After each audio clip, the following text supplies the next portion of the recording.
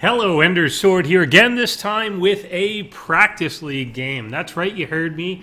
It is a Practice League game. We are on Novice Blistering Sands. I don't think the Practice League ever actually updated their map pool or anything like that over the years. So it is back to the original old school type maps. You can see that there's no ramp in the back of Blistering Sands. And of course, we've got the old destructible rocks sitting there on the map. This is going to be a TVT, and it was sent to me by Major Folly here, our Terran player up at the top right-hand corner. And SWLR Jr. is down here in the bottom left-hand corner. So this is one of Major Folly's first games. Actually, I think he said it was his first multiplayer game that he's ever done, or at least 1v1 has ever done. So we'll kind of take a look at what goes right and what goes wrong in this game and see what we can pick up from it. The three key points are going to be, number one, that you have to have the ability to spend your money. Very basic point, but we're going to see how that kind of comes out throughout this game and ultimately is kind of what decides who takes this one. The second thing that we have to look at is the idea of always progressing. Your tech path should always be moving up. You should always be somehow expanding, somehow improving your position. You never want to get stuck just doing the same thing over and over and over and not actually advancing yourself in one level or the other, either tech or economy, or preferably both. If you're just making the same things, the same type of attacks over and over, you're not really going to get anywhere with that in the long run. And our third point is going to be that your command center generally should be near your minerals. We'll see that come up for both players at some points during this game, and see how it works out for them as we go along. So right away, we've obviously got both players fairly even. Getting pretty normal type builds. Like, this is the type of wall off that you would normally see. Barracks here, he's not deciding to wall off. SWL Jr. He is doing, I've seen a couple people do this in Bronze League or very early games. I think they've played games against the AI, and for some reason the AI decides, I'm going to build a barracks, a gateway, a something, and then I'm immediately going to throw down my upgrade structure as the next thing. So the easy AI for Terran will get a barracks and then immediately get an engineering bay, like that's the most important thing in the world. Zergon will get an Evo chamber, and a forge will go down for the Protoss. The Protoss AI will then subsequently decide that the most important thing is to get 4 warp prisms out onto the map. Not for any purpose, it never actually uses them or anything like that. It just likes the concept of actually building those things. And we can see that SWLR Jr., Swirl Jr., is kind of getting ahead of himself on the supply that he has. Again, I think this is something that the AI does, that it kind of overbuilds itself in terms of supply and tends to do it in that type of format. So he's going to be giving himself a lot of room. If you find that that's a problem that you're having as a new player, by all means, just go ahead and do that. I often advise people that you should have an SCV that's kind of permanently devoted to putting down supply depots. Then as you add on additional production, go ahead and raise that to 2 SCVs, 3 SCVs over the course of time, and just kind of as needed. At this point, obviously, they're not able to consume that supply. Both of them going for a fairly fast expansion here. Certainly not a bad idea, given that you are completely defended by destructible rocks here. And it's going to take him a while to break through that. I don't even know if it's in his best interest right at the moment to actually break through this. He could just leave them there defensively. Neither one of them knows that the other person is, of course, fast expanding. One thing about the novice maps that I don't like that it teaches new players, I know that it's obviously designed to make them feel safe so that they don't just get 6-pooled or something right away. But what it teaches them is go ahead and do whatever you want and don't worry about scouting what the other person's doing. It would be nice if there is a way somehow to allow them to still scout their opponent so that they can make decisions based on that. We do have a bit of supply blocking there for our blue player, Major Folly. It's not an overly major folly, I guess. He is able to actually clean that up relatively quickly, again giving himself eventually some room with his supply depots.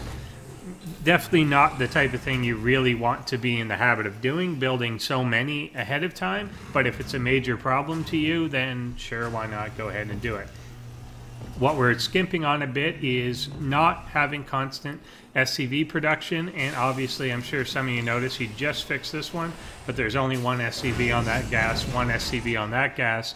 That gas is going to be a limiting factor in this game as we go along. I do like the idea that he's kind of taking a poke at the control towers and actually prioritizing the idea that you do want to get that vision. Both players are actually doing this and being pretty active with their army around the map. I can't fault that sort of thing.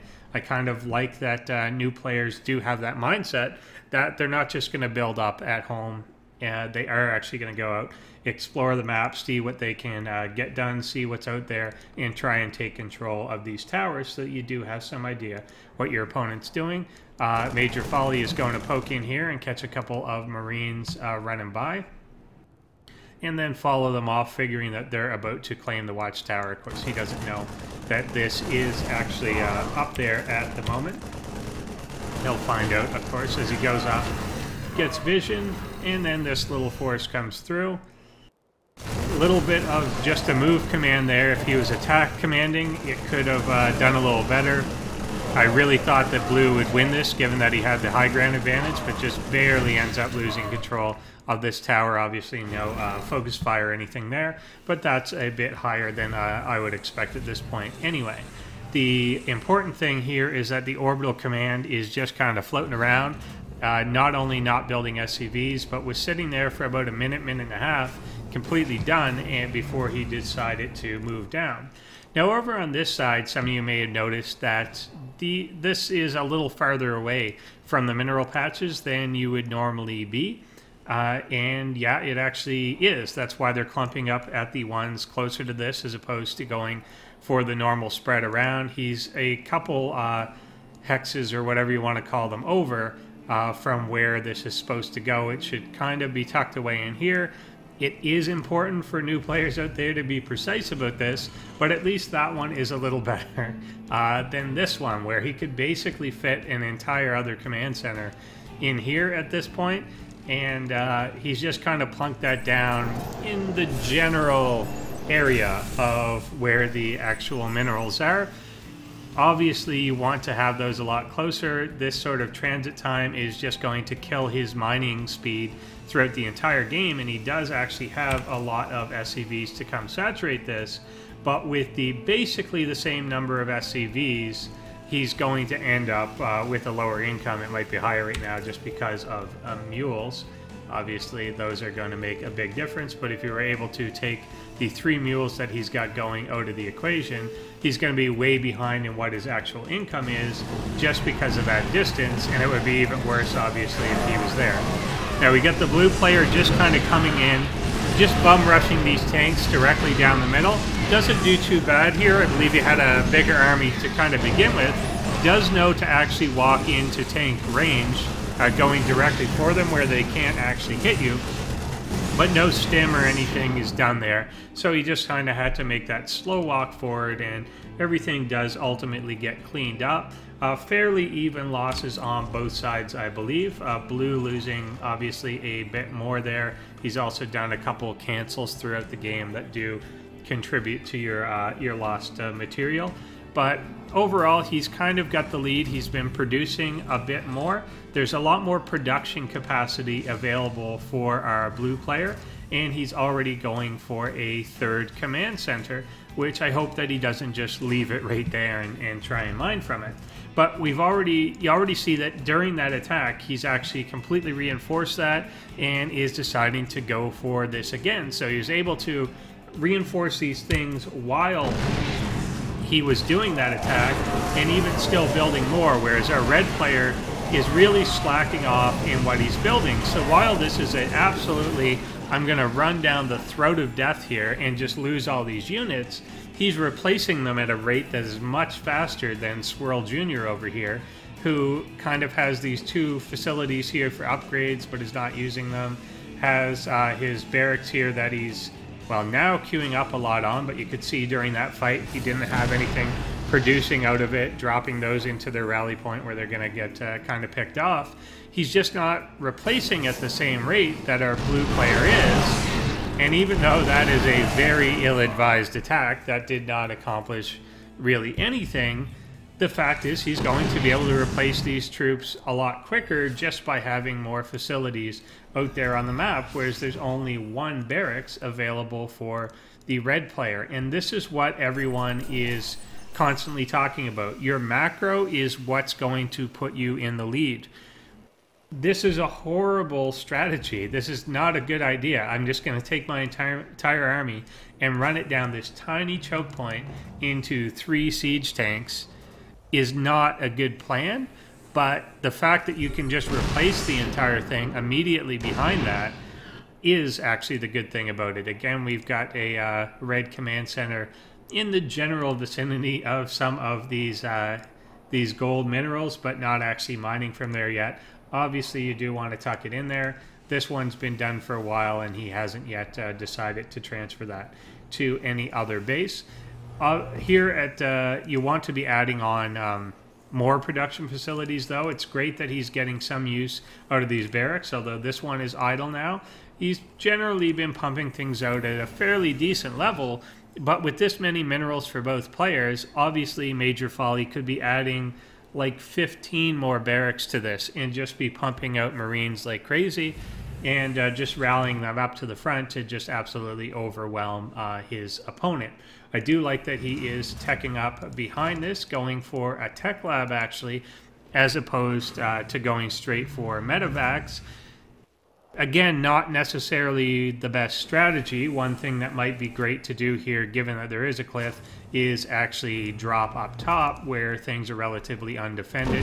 He's really only got this siege position going on here, but all his tech and all his infrastructure is actually up on top. If he was able to drop here and just siege up, then it would be really hard for Swirl Jr. to actually make it up and turn that around before basically losing everything and just losing this whole base. But I get the idea of going for the Banshees as well. There's not a lot of bio out here. In fact, I don't believe there is any bio out on the ground for our red player. He's just going to rely on getting a couple of missile turrets up.